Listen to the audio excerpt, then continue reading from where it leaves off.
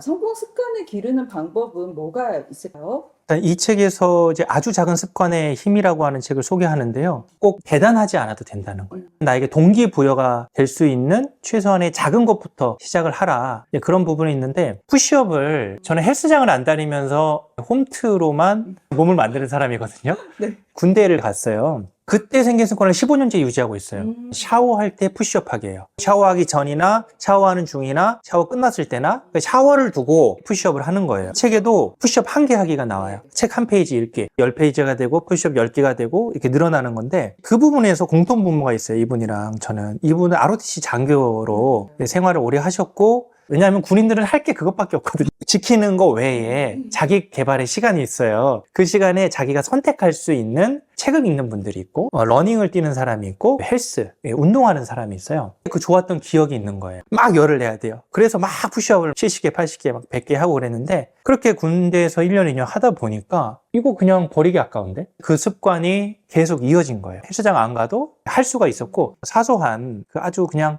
고정된 픽스 값이 있었죠. 샤워할 때라고 하는 그것을 딱 정해놓고 샤워 그리고 푸시업 뭐 개수도 크게 정해놓은 건 아니에요. 그냥 일단 하자 이렇게 시작을 했는데, 하다 보니까 최소 50개를 하자, 맥시멈 100개를 하자. 근데 100개를 채운 날은 많지는 않아요. 최소만 이제 정해놓은 거죠. 습관에 대한 책 중에 타이탄의 도구들, tim 페리스의 그 타이탄의 도구들이라는 책도 전에 읽고, 그 책에서 그 이불 개기가 너무 좋더라고요. 그걸 지금도 하고 있어요. 이불을 안 개면 오늘 하루가 망할 것 같아요. 그런 어떤 약간 징크스 같은 게 생겼어요. 5, 6년 전에 읽었는데, 성공한 사람들, 부자들은 다 한다잖아요. 그러니까 왠지 나는 안 하면 안 될 것 같은 거예요. 나도 성공하고 부자가 되고 싶은데, 어떤 날은 이불을 안 개고 하루를 시작을 하려고 하는데, 출근하기 전에 이불을 봤어요.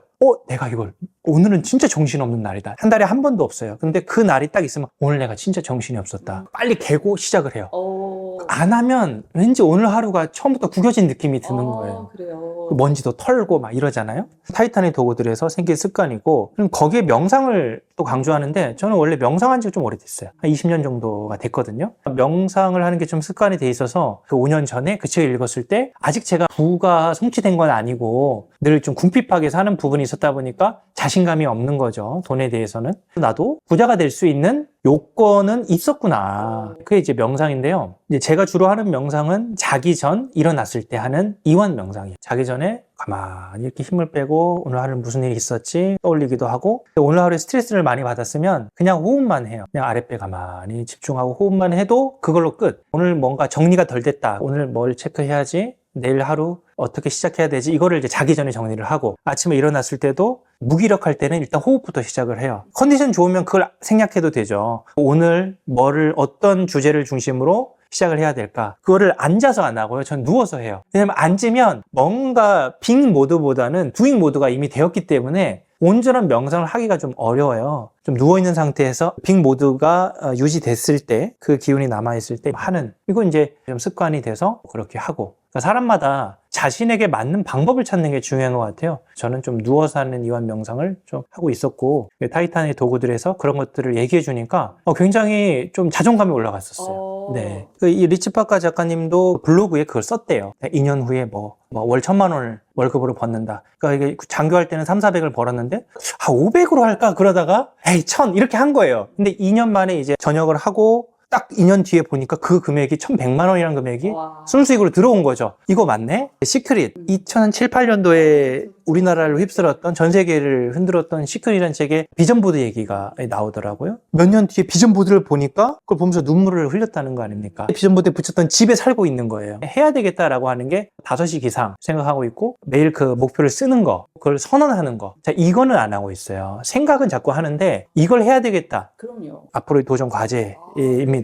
많은 빈자들, 가난한 사람들이 갖고 있던 것과 같이 되게 좀 부정적인 인식이 강했어요, 과거에는. 근데 지금은 열심히 사는 사람, 부자가 되고자 한 사람이라고 생각을 해요. 태어났을 때 태생적으로 부자가 되기 어려운 환경에 이 흑수저, 마이너스 흑수저인 이분이 얘기에서도 좀 설득력이 있는 것 같아요. 환경도 좋지 않았는데 부자가 돼야지라고 하는 마음을 먹고 나서부터 부자가 되기 시작한 거거든요. 저도 비슷하거든요. 이분처럼 힘들진 않았어도 그렇게 부유한 집은 아니었어요. 나중에 이제 커가면서 갈등을 했죠. 과연 내가 부자가 될 것이냐 말 것이냐. 그것도 20대 때 결정하지 않았어요. 오히려 20대 때는 가난하게 살자 했던 가치가 행복인데 부에 너무 집착하게 되면 내 인생이 너무 돈에 집착하는, 돈에 끌려다니는 인생이 되지 않을까라고 하는 두려움과 경계심이 컸어요. 이번 생에 행복하고자 했을 때 필요한 것들이 뭘까라고 저는 그때 명상이 좀 필요했고 인문학, 철학 이런 것들이 저에게는 가장 우선이 됐었고요. 30대 때 보니까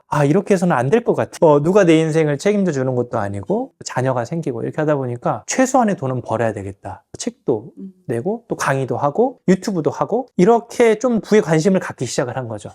점점 부에 대한 인식이 서서히 바뀐 것 같아요. 30대는 부에 대한 인식이 좀 바뀌는 시기. 이제 올해 40이 됐는데 이제는 좀 부에 대한 이미지가 좀 명확해진 것 같아요. 부자가 나쁜 사람이 아니라 부자가 되고자 했다. 이게 제일 큰 것 같아요. 부자가 되고자 했고 그것을 목표로 삼고 그냥 열심히 살았을 뿐이다. 다른 것을 성취한 사람은 어느 분야의 전문가가 됐다. 전문가가 되기 위해서 애를 쓴 것이죠. 전문가가 됐다고 다 부자는 아니잖아요. 전문가인데 그 전문 기술을 활용해서 사업을 해서 큰 부자가 되고 있는 사람이 있는가 하면은 그 다음에 과연 더 큰 부를 성취하느냐. 제가 유튜브를 제작하는 입장에서 전문성은 생긴 것 같아요. 여기에서 이제 부자 쪽으로 또 관심을 갖게 돼서 전문성을 가지고 나는 부자가 되어야 되겠다. 현재 상태인 것 같습니다. 부자가 돼서 뭐 하죠? 이 책에도 그런 얘기가 나와요. 돈이 있다고 행복한 건 아닙니다. 하지만 불행은 막을 수 있습니다. 피할 수 있습니다. 너무 공감이 됐어요. 불행하고 싶지는 않은 것 같아요. 불행하고 싶지 않고 거기에 쫓기면서 이렇게 매달 이제 돈이 부족해서 대출 받아야 되나 이런 고민은 좀 안 하고 싶은 그런 마음이 있고요. 내가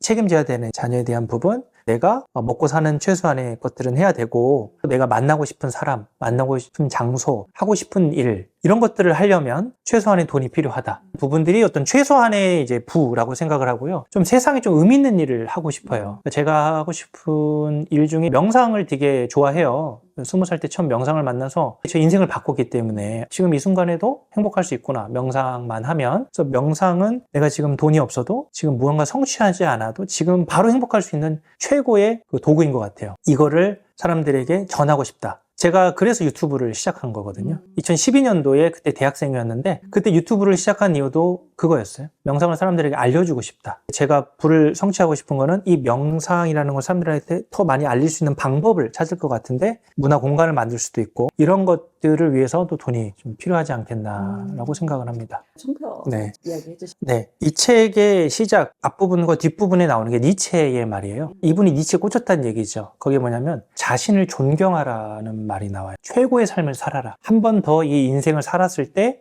이번의 생을 똑같이 산다고 해도 괜찮을 인생을 살아라 라고 하는 니체의 말이 가진 힘, 그 생명력을 저도 느끼게 됐는데 제가 가장 좋아하는 서양 철학자가 니체이기도 하거든요. 이 책이 참 저에게는 거울과 같았고 또한 컨텐츠의 핵심은 진짜구나. 그러니까 진짜가 나와야 된다. 진짜가 나오기 위해서는 자기를 바로 볼 줄 알아야 되고 자기를 바로 볼 수 있는 도구 또는 그런 사람, 그런 환경이 필요하다라는 생각을 컨텐츠를 준비하고 만들면서 느꼈습니다.